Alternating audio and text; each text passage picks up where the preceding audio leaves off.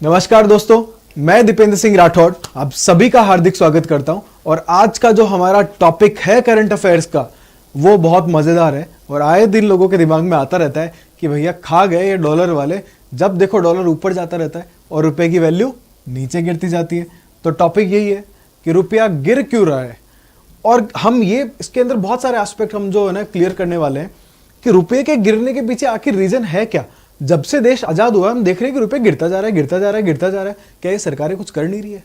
तो सरकार को भी देखेंगे, और हम और आप, हमारा भी तो इसके अंदर बहुत सारा जिम्मेदारी बनती है, हमारा भी तो इन्वॉल्वमेंट है ना भाई। तो क्या हम क्या कर रहे हैं अब तक, क्या हमने कोशिश की, इसके भी बारे में बात करेंगे। और सरकार आगे चल के ऐसा क्या करना चाहिए या क्या कर रही है जिससे रुपए की वैल्यू सुधर सकती है। रुपए की वैल्यू सुधरने का मतलब है कि डॉलर के सामने रुपया मजबूत हो। ठीक है, तो टॉपिक है हमारा कि भैया क्यों रुपया गिरता जा रहा है। और रिसेंट की खबर अगर मैं आपको बताऊं, जब मैं ये वीडियो रिकॉर्ड कर रहा हूं तो आज है 11 जून 2022, 11 जून 2022। और अभी जो डॉलर की रेट्स चल रहे हैं वो रेट्स जो है वो है 77.93 तक पहुंच गए। एक डॉलर में आपको 77.93 रुपीज मिलेंगे। बताओ, वो एक डॉलर लाएंगे और यहां उनको लगभग 78 रुपीज मिल जाएंगे। ऐसा अन्याय तो नहीं होना चाहिए। तो हम ये देखेंगे कि ऐसा क्यों हो रहा है। ठीक है, तो लेक्चर स्टार्ट करते हैं आज का, और आपको काफी अच्छा लगेगा ये सब जान के कि स्वदेशी की वैल्यू क्या है, आत्मनिर्भर भारत क्यों जरूरी है, ये भी आगे हम बात करेंगे। ठीक है, तो देखो, कारण बड़े आसान होते हैं, कोई बहुत बड़े कारण नहीं है। ठीक है, कि हमें तो समझ ही नहीं आ रहा क्या कारण है। तो अगर आप देखोगे तो भारत का जो व्यापारिक घाटा है, व्यापारिक घाटा मतलब ट्रेड में जो घाटा हो रहा है, हम इंपोर्ट और एक्सपोर्ट करते हैं, और आप सबको पता है कि भारत जो है वो एक्सपोर्ट कम करता है और इंपोर्ट बहुत ज्यादा करता है। मतलब मंगवाते ज्यादा है, बेचते कम है। इसके बीच का जो घाटा है ना, सपोज आप 10 रुपए का सामान मंगवाते हो और बेचते 2 रुपए का हो, तो ये जो बीच का घाटा दिख रहा है ना 10 और 2 रुपए के बीच का, वो भारत में बहुत ज्यादा है भैया। लगभग 23 लाख करोड़ रुपए, लगभग 23 लाख करोड़ रुपए। ये जून 2022 तक की बात कर रहा हूं मैं, इस साल की जून 2022 तक 23 लाख करोड़ रुपए का जो घाटा है वो हमारा व्यापारिक घाटा है भैया। तो एक सबसे बड़ा कारण तो यही है कि हम यहां पे एक्सपोर्ट को बहुत कम प्रायोरिटी दे रहे हैं, एक्सपोर्ट कम कर रहे हैं। या इसको मैं अगर उल्टा बोलूं तो हमें बाहर की चीजों की ज्यादा ही लत पड़ी है। अभी तक दिमाग में कॉलोनियल हैंगओवर है, उस नशे से निकले नहीं है अंग्रेजों वाले से कि बाहर की चीज अच्छी होती है, आंख बंद करके खरीद लो। अभी टेस्ला आई भी नहीं है इंडिया में, लेकिन लोग सपने सजाए हुए कि टेस्ला लेंगे, जिस दिन आ जाएगी ले लेंगे। वो भले ही यहाँ के ब्रेकर पे टच होती फिरे, भिड़ती फिरे, कोई फर्क नहीं पड़ता, लेकिन बस ले लेंगे, शो ऑफ तो पूरा करेंगे हम लोग। ठीक है, अरे सॉरी, ये 23 लाख करोड़ नहीं है, ये 23 अरब डॉलर है भाई। 23 अरब डॉलर का व्यापारिक घाटा है, ट्रेड डेफिसिट है। ठीक है, अगला है बढ़ती क्रूड ऑयल की कीमतें। आप सबको पता है रशिया और यूक्रेन का वॉर के बारे में। हाल ही में रशिया और यूक्रेन का वॉर चल रहा था, और अभी भी छुटपुट उनके बीच में जो तनाव है, टेंशन है, वो तो आज भी है। तो इस वॉर के कारण क्या हुआ कि अमेरिका जो अपनी हेगमनी को बनाए रखना चाहता है, जो अपने वर्चस्व को बनाए रखना चाहता है, उसने क्या किया, कुछ सैंक्शंस लगा दिए रशिया पे कि आप तेल नहीं बेच सकते, और बहुत सारे देशों को बोल दिया कि इससे मत खरीदो। ये सब चीजें, यही सैंक्शन होते हैं, ज्यादा कुछ सोचने वाली बात नहीं है। तो रशिया के ऊपर सैंक्शन लगा दिए। अब रशिया तेल बेच नहीं पा रहा, तो लोग जा रहे हैं खाड़ी देशों के पास, और खाड़ी देशों को दिखी इसमें अपॉर्चुनिटी। उन्होंने बोला भैया ज्यादा पैसा लगेगा, तेल चाहिए तो क्रूड ऑयल की कीमतें जो है वो वॉर्स के चक्कर में बढ़ गई है, और दूसरा अमेरिका की दादागिरी के चक्कर में बढ़ गई है। अमेरिका की जो हेगमनी है उसके कारण बढ़ गई है।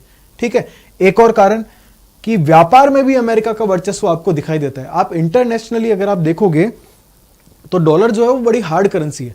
अमेरिका बहुत बड़े बड़े देशों को, गल्फ कंट्रीज में अगर आप देखोगे तो बहुत बड़े बड़े देशों को अपने कंट्रोल में कर रखा है अमेरिका ने, और उनको कहता है कि आपसे इंटरनेशनली कोई ऑयल खरीदता है तो आप डॉलर में खरीदने को बोलो, ताकि डॉलर की वैल्यू बनी रहे। हाल ही में आपने देखा होगा फेडरल रिजर्व में उन्होंने डॉलर की फेडरल रिजर्व में ब्याज दरें जो है, इंटरेस्ट रेट जो है वो बढ़ा दी। सारे फंडे ये अपनाता रहता है कि कैसे भी करके जो डॉलर है उसको बढ़ाना है, डॉलर की वैल्यू बनी रहे, डॉलर जो है डोमिनेंट बना रहे।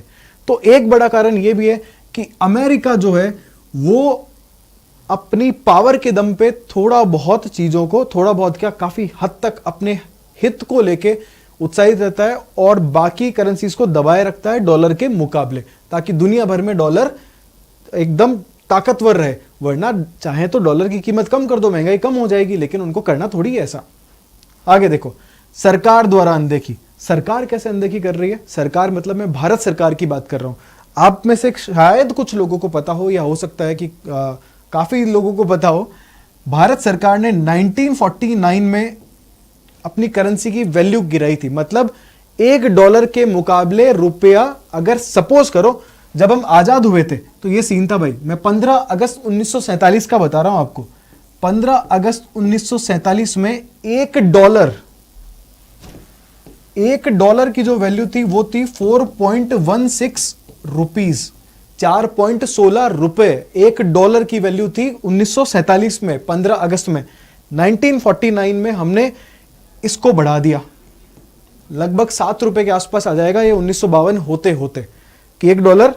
फिर उसके बाद में इंदिरा गांधी जी आएंगी आगे चल के, 66 में लाल बहादुर शास्त्री रहेंगे और रहेंगे।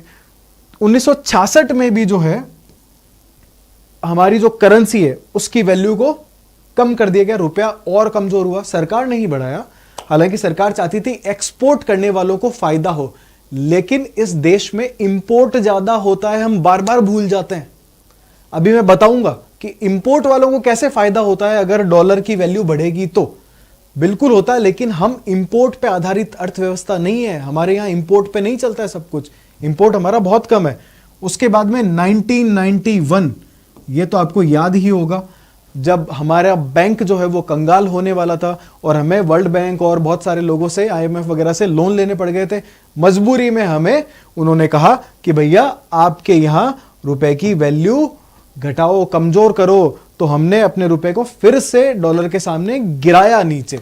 तो इस तरीके से हमारी सरकारों ने भी कुछ दबाव में, मान सकते हो, या पॉलिसीज को उल्टा लेने के चक्कर में, या उस टाइम पे हो सकता है उन्होंने कुछ सोच के किया हो, लेकिन भारत के हित में ये सब चीजें जहां तक है वो ज्यादा दिखाई नहीं देती है। ठीक है, और लास्ट, मतलब और भी कई कारण है, मैंने इंपॉर्टेंट वाले लिए हैं।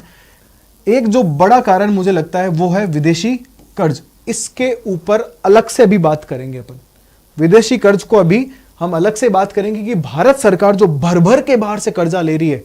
1947 में जब हम आजाद हुए तो इस देश के ऊपर कर्जा नहीं था।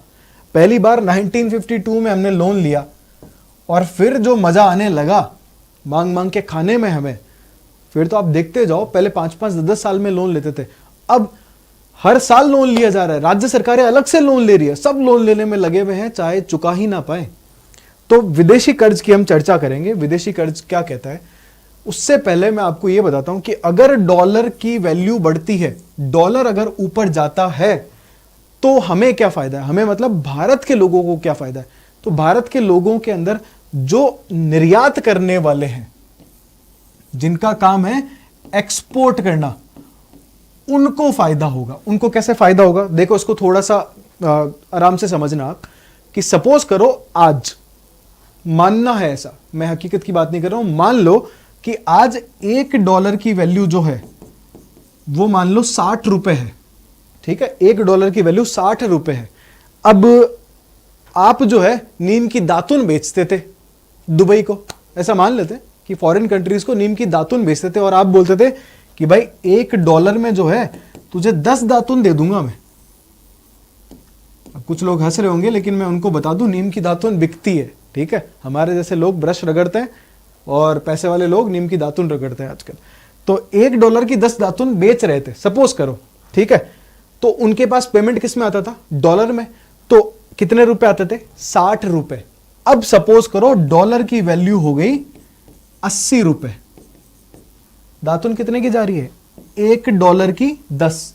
इंटरनेशनल भाव है ना भाई, $1 की 10 जा रही है। अब आपके पास उन्हीं 10 दातुन के कितने आने वाले हैं, $1, लेकिन जब आप अपनी करेंसी को चेंज कराओगे ना तो 60 रुपए थोड़ी मिलेंगे, 80 रुपए मिलेंगे। तो फायदा हुआ ना एक्सपोर्टर को, लेकिन आयात करने वाले को फायदा हुआ क्या? उसको तो पहले 60 रुपए देने पड़ रहे थे, अब 80 रुपए देने पड़ रहे हैं। उसके जेब से पैसा गया, उसकी पॉकेट से पैसा गया। किसके पॉकेट से पैसा गया? जो खरीद रहा है, और जो भारतीय बेच रहा है उसको हुआ फायदा। तो चाइना ऐसा करता है, चाइना अपनी रुपए की वैल्यू जो है ना जानबूझ के गिरा देता है ताकि उसके एक्सपोर्टर को फायदा हो, क्योंकि चाइना अधिकतर एक्सपोर्ट ही करता है। इंडिया के साथ ये उल्टा है, हम ज्यादा क्या करते हैं? आयात करते हैं, और इस आयात के चक्कर में अगर डॉलर ऊपर जाता है तो हमें घाटा होता है। अगर हम निर्यात ज्यादा करते, वो जो ट्रेड डेफिसिट है वो अगर प्लस में होता हमारे यहां, कहने का मतलब निर्यात ज्यादा कर रहे होते तो हमें यहां से बहुत फायदा होता। आई होप आपको ये समझ आ रहा होगा, और अगली बार जब रुपए की वैल्यू ऊपर नीचे होगी तो आप फट से आइडिया लगा लो कि अरे यार कुछ नहीं, ये तो बहुत छोटे आसान सा टॉपिक है। ठीक है, समझ में आ गया? तो जब भी डॉलर बढ़ेगा, रुपया कमजोर होगा, तो निर्यात करने वालों को फायदा होगा। लेकिन भारत निर्यात ज्यादा नहीं करता, आयात करता है, इसलिए भारत को घाटा है। अब बात करते हैं विदेशी कर्ज की, जो बहुत इंपॉर्टेंट है मुझे लगता है। तो कर्जे का खेल, आपने एक बड़े फिलोसोफर हुए हैं चारवाक, इनका नाम सुना होगा। ठीक है, तो चारवाक कहते थे कि उधार लो और घी पियो, कि आप तो उधार लो और बढ़िया मस्त जिंदगी निकालो, बढ़िया घी पियो, क्या है एक दिन मर जाना है। शायद यही वाली लाइन को सीरियसली ले लिया है भारत सरकार ने आजादी के बाद से। तो आप देखोगे चाहे तो हमारी राज्य सरकारें हो या कोई और सरकारें, सबके सब एक अंधी दौड़ में लगे हुए हैं, चूहों की दौड़ में, कि कौन ज्यादा लोन लेके आता है विदेश से। कैसे चुकाओगे इसका कोई प्लान नहीं है, बस चुकाने के लिए एक और लोन ले लो, फिर उसको चुकाने के लिए एक और लोन ले लो। जिस डेब्ट ट्रैप में फंसा श्रीलंका, अगर ऐसा ही चलता रहा ना तो श्रीलंका बनते देर नहीं लगेगी। आप खुद समझ जाओगे ये सब चीजों को। अगर मैं आज की बात करूं, ये 2022 चल रहा है, लेकिन 2021 तक की बात करूं, ये आज की तक की बात आप मान सकते हो, भारत के ऊपर लगभग 130 लाख करोड़ रुपए का कर्जा है। 130 लाख करोड़ रुपए। कोरोना के बाद में ये बढ़ा है परसेंटेज। ठीक है, कोरोना के बाद में बढ़ा है। पहले एक बार का सरकार ने काफी हद तक जो हमारे लोन्स है उनको चुकाने की कोशिश की थी, चुकाए भी थे, लेकिन कोरोना ने कमर तोड़ के रख दी और ये लोन फिर से बढ़ गए हैं हमारे ऊपर। लेकिन ऐसा कभी नहीं हुआ आजादी के बाद कि हमने जो लोन लेना बंद कर दिया हो और जीरो पे ले आए हो, ऐसा अभी तक तो हुआ नहीं है, सॉरी। ठीक है, तो 2022 की बात करें तो लगभग 130 लाख करोड़ रुपए का कर्जा है, और अगर इसको डिवाइड करें ना आप में और हम सब में, तो एक एक भारतीय को लगभग एक अप्रोक्सीमेट मैं आपको बता रहा हूं, एक भारतीय के सर के ऊपर कितना कर्जा है? लगभग 90,000 रुपए। मतलब एक एक भारतीय अगर 90,000 रुपए अपनी जेब से दे, तब जाके भारत आज के समय में क्या हो पाए, भारत कह पाए कि हमारे ऊपर 1 रुपए का भी कर्जा नहीं है। लेकिन अगले दिन सरकार फिर लोन ले लेगी, क्योंकि दिमाग में तो भरा पड़ा है कॉलोनियल हैंगओवर, उसका इलाज नहीं मिल पाया है अभी तक। बड़ी लाइलाज बीमारी है जो आज भी अंग्रेजों के गुणगान करवाती है। ठीक है जी, तो 130 करोड़ रुपए जो है, लाख करोड़ रुपए भारत पे कर्जा है, या यूं मान लो सरकार की जेब से निकला हर 1 रुपए के अंदर से 35 पैसा जो है ना वो कर्जे का है। ये हाल है देश का। तो आप बताओ खुद, देश की इकोनॉमी कैसे बढ़ेगी भैया? रुपया कैसे मजबूत होगा? ये हाल चल रहा है। हम खुद डॉलर को मजबूत बना रहे हैं, डॉलर ले लेके आ रहे हैं बाहर से, तो उनका तो बढ़िया सब कुछ चल रहा है, बढ़िया ब्याज दे रहे हैं हर साल, है ना। 35 पैसा 15 पैसा ब्याज में चले जाता है हर साल। 35 पैसा कर्जे का है, 15 पैसे का ब्याज दे रहे हैं, बचा हुआ हमारे यहाँ, बाकी नेता खा जाते हैं, थोड़ा बहुत हमारे लिए बचता है, कुछ नहीं बचता इस देश में। लेकिन फाइनली हम सब कहते हैं हमें क्या, जब तक ये चलता रहेगा चलता ही रहेगा, और आने वाली पीढ़ी भुगतेगी इसको एक दिन।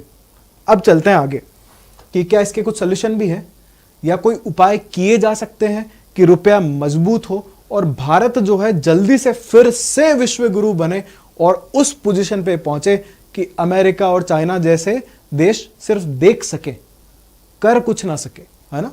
तो वैसी उम्मीद करते हैं हम लोग कि ऐसा होगा। तो इनको आप जानते होंगे, आप में से बहुत सारे लोग इनको जानते होंगे। इनका नाम है राजीव दीक्षित और मुझे पर्सनली काफी पसंद है इनकी बातें। ठीक है, 100% कोई भी सच नहीं हो बोलता, मतलब सही नहीं हो सकता, 100% तो कोई सही नहीं हो सकता, लेकिन जहां तक है आप अगर इनको सुनेंगे तो इनकी बातों से काफी हद तक आप प्रभावित होने वाले हैं। ये बात करते थे स्वदेशी की, गांव आधारित अर्थव्यवस्था की, जिसकी बात किया करते थे गांधी जी कहते थे भारत की आत्मा जो है वो गांव में बसती है। तो गांव में बसती है तो गांव की तरफ फोकस करो ना भाई। लोग शहर से गांव की तरफ जाने चाहिए, ना कि गांव से शहर की तरफ। गांव में रोड इतनी लेट बनी है कि लोग पहले ही शहर जा चुके हैं, अब वापस आने का रास्ता नहीं बचा उनके पास। तो अगर आप गांव आधारित इकोनॉमी बनाते हो, ऐसी अर्थव्यवस्था जो गांव पे टिकी हो, कैसे होगा ये? हमें किसको बढ़ावा देना पड़ेगा? स्वदेशी को बढ़ावा देना पड़ेगा। बड़े बड़े मार्केट्स को खत्म करके हमें छोटे मार्केट्स बनाने पड़ेंगे। एक शहर को चलाने के लिए आसपास के गांव में आपको छोटे छोटे ग्रुप बनाने पड़ेंगे।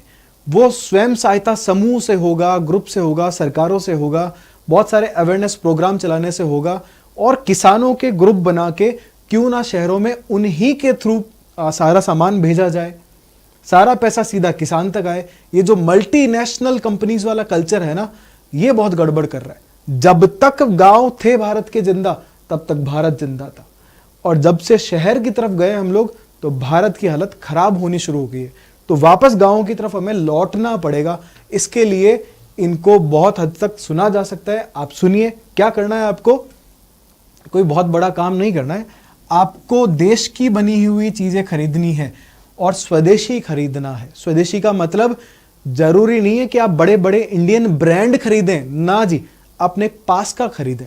मेरे पास में रिलायंस का मॉल खुल गया, मैं वहां जा रहा हूं और पड़ोस के अंकल की दुकान से कुछ खरीदता नहीं हूं, तो कैसे ग्रो होगा? ग्रो तो अंबानी हो रहे हैं, या इस देश के जो रिचेस्ट लोग हैं बस वो ग्रो हो रहे हैं। छोटा आदमी कैसे ग्रो होगा, या हम जैसा मिडिल क्लास वाला बंदा कैसे ग्रो होगा? एक दूसरे को सपोर्ट करना पड़ेगा, तब जाके ग्रो होगा।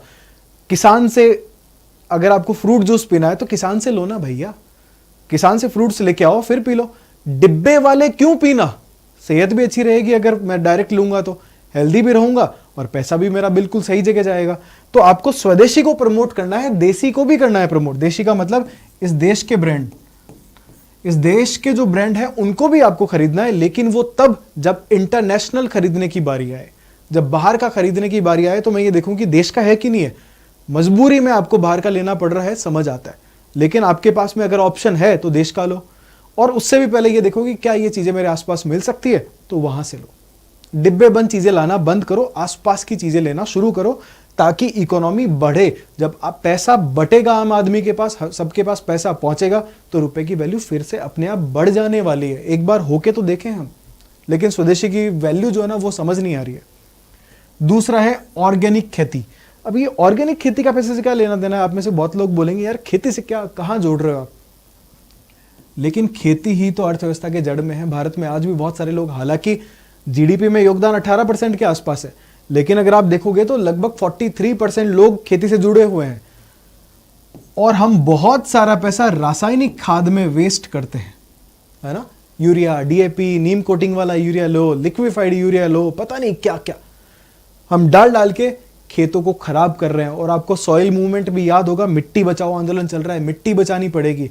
अगर खेती पे ध्यान नहीं दिया तो कल को खत्म, और इंपोर्ट बढ़ेगा, बाहर से मंगवाना पड़ेगा खाने को, और पैसा जाएगा। रासायनिक खाद डालना पड़ेगा, और पैसा जाएगा। और कचरा खा खा के जो आप बीमार होने वाले हो, तो बीमारियों पे जो खर्चा होगा वो अलग, बीमारियों पे पर्सनली खर्चा होता है जो अलग है ही है।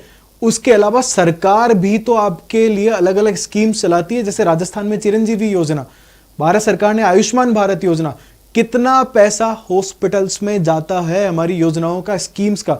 तो हेल्दी रहेगा इंडिया, तभी तो बढ़ेगा भैया। तो राजीव भाई को आपको बहुत फॉलो करना है। खेती में कोशिश की जाए कि ऑर्गेनिक ही बढ़े हम, ठीक है? ऐसे ही सरकार भी कुछ योजनाएं चला रही है और आगे भी लाती रहेगी, ताकि रुपए की वैल्यू जो है उसको बढ़ाया जा सके, इंपोर्ट जो है वो कम हो। कैसे? जैसे फेम योजना है, फेम में क्या कर रहे हैं हम लोग? इलेक्ट्रिक और हाइब्रिड को बढ़ावा दे रहे हैं कि भाई जो हमारे व्हीकल्स है, चाहे वो 2 व्हीलर हो, 3 व्हीलर हो या बड़े व्हीकल्स हो, उन सब को हम इलेक्ट्रिक प्लस हाइब्रिड में चेंज करने की बात कर रहे हैं। तो ये फेम 2 योजना ही तो है, फेम 1 फेम 2 आप देखोगे, ठीक है। तो सरकार की तरफ से ये सब भी किया जा रहा है। हाइड्रोजन मिशन जो है हमारा, कि हम क्यों ना ग्रीन एनर्जी यूज लें। हाइड्रोजन मिशन आपको पता होगा, हाइड्रोजन मिशन 2021 ग्रीन एनर्जी की बात करता है, ठीक है। ऐसे ही सौर ऊर्जा को हम बढ़ावा दे सकते हैं, जैसे अक्षय ऊर्जा जिसको कहा जाता है। सौर ऊर्जा है, सोलर एनर्जी है, विंड एनर्जी है, पवन ऊर्जा है, भूतापीय ऊर्जा है, ठीक है, ज्वारीय ऊर्जा है, बहुत सारी टाइप की हमारे पास में रिन्यूएबल एनर्जी है, वो एनर्जी जिन्हें बार बार यूज लिया जा सकता है। तो क्यों ना हम इनकी तरफ बढ़े, पर्यावरण भी बचेगा, ठीक है। तो ये सारे कुछ मेन वाले लिखे हैं, और भी उपाय हैं हमारे रुपए को मजबूत करने के। लेकिन अगर आम आदमी, सरकार के लिए है कि सरकार अच्छी योजनाएं लाए, उनको अच्छे से इंप्लीमेंट करे और कम से कम कर्जा ले। आपके और हमारे लिए है ये, हमें इनको फॉलो करना है, स्वदेशी को बढ़ाना है, तो रुपया ऑटोमेटिकली बढ़ेगा। बाहर की चीजें हम अपने लेवल तक जो कर सकते हैं वो ये कर सकते हैं कि बाहर की चीजें ना खरीदें, ऑर्गेनिक खेती को बढ़ावा दें, जहां जहां वेस्ट होता है सरकार का पैसा, हम क्यों ना उसको बचाएं। तो ये सब करके आप रुपए की वैल्यू को बढ़ा सकते हो। अगर आपको लगता है कि ये वीडियो हर एक आदमी के लिए काम का है, तो इस वीडियो को आप शेयर कर सकते हो अपने दोस्तों तक, अपने फैमिली वालों तक, सब तक ही आप शेयर कीजिए और उनको बताइए कि रुपए की वैल्यू जो है ना, ये जो रुपया गिर रहा है ये सिर्फ सरकार की वजह से नहीं गिर रहा है, इसमें आप और हम बराबर दोषी हैं। तो इसको बदला जा सकता है। तो बदलेंगे कैसे? शेयर करो और अपने दोस्तों को, अपने फैमिलीज को, अपने नोन को, सबको बताओ कि भैया हमें ये करना है, ठीक है। तो आई होप आपको वीडियो पसंद आया होगा। अगर आया है तो लाइक कर दो और चैनल को सब्सक्राइब करना, और मेरे साथ में जुड़े रहो ऐसे ही करंट अफेयर्स के बहुत सारे मुद्दों के ऊपर, ठीक है। तो जल्दी ही मिलते हैं अगले वीडियो के साथ में। धन्यवाद, जय हिंद।